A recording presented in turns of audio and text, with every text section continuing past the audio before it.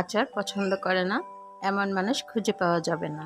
ছোট বড় সবারই আচার খুব পছন্দ। আসসালামু আলাইকুম everyone, welcome back to my channel Shamima's kitchen. আজকে আমি যে রেসিপিটি নিয়ে এসেছি তা হলো কাঁচা আমের টকঝাল মিষ্টি আচার। এই আচারটি একবার বানিয়ে সারা বছর ফ্রিজে না রেখেও সংরক্ষণ করা যাবে। এখানে আমি 4টি বড় সাইজের আম নিয়েছি। আমগুলোকে আমি এভাবে ছোট ছোট টুকরো করে কেটে নিয়েছি। যে যেখান থেকেই আমার ভিডিওটা দেখছেন প্লিজ একটা লাইক দিয়ে আমার ভিডিওটা আমগুলোকে খুব ভালোভাবে ধুয়ে এভাবে কেটে নেওয়ার পরে এর মধ্যে আমি 1.5 কাপ পরিমাণে চিনি মিশিয়ে দিচ্ছি। চিনিটাকে আমের সাথে খুব ভালোভাবে আমি মিশিয়ে নেব।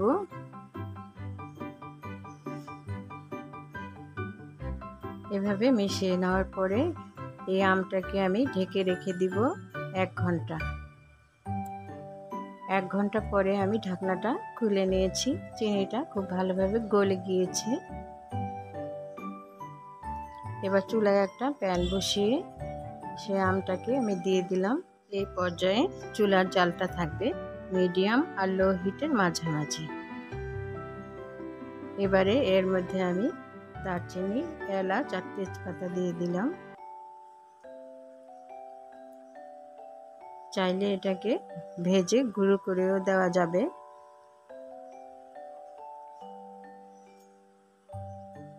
সামান্য পরিমাণে হলুদের গুঁড়া দিয়ে দিলাম।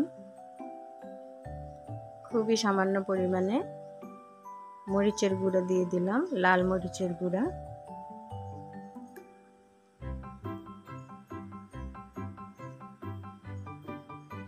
এবার এটাকে আমি ঢেকে দিব 5 মিনিটের জন্য। 5 মিনিট পরেই পলক চলে এসেছে। আমি ঢাকনাটা খুলে নিয়েছি, একটু নেড়ে চেড়ে দিচ্ছি।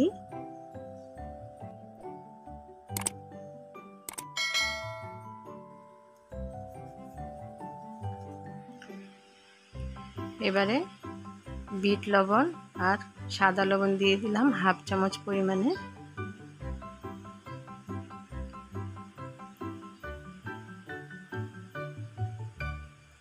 লবণটা বুঝে দিতে হবে, অবশ্যই একবারে অনেক বেশি লবণ দেওয়া যাবে না। আর এখানে বিট লবণটা অবশ্যই দিতে হবে, তাহলে এটার টেস্টটা খুবই বেড়ে যায়। 5 ফোড়নের গুঁড়ো দিয়ে দিয়েছি। এই 5 ফোড়নটাকে আমি ভেজে গুঁড়ো করে নিয়েছি। অবশ্যই চুলার জালটা বাড়িয়ে রান্নাটা করা যাবে না। চুলার জালটা এ পর্যায়ে এসে লো হিটে রেখেই করে নিতে হবে। এবারে আমি এর মধ্যে যে দারচিনি, এলাচ আর তেজপাতাটা দিয়ে দিয়েছিলাম সেটা উঠিয়ে ফেলে দিব।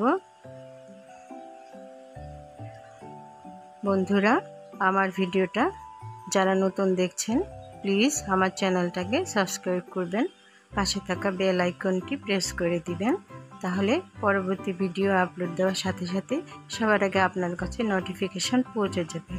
আর যারা যারা এরই মধ্যে এই কাজটি করেছেন তাদেরকে অসংখ্য অসংখ্য ধন্যবাদ। তেল আর ভিনেগার ছাড়া এই আচারটি একবার বানিয়ে ফ্রিজে না রেখেও সংরক্ষণ করা যাবে সারাটা বছর। আমার আচারটা এবারে তৈরি, খুবই ঝরঝরে হয়েছে, একদমই গলে যায়নি। আজ এই পর্যন্তই, আবারও ফিরে আসবো নতুন কোনো রেসিপি নিয়ে। সবাই খুব ভালো থাকবেন।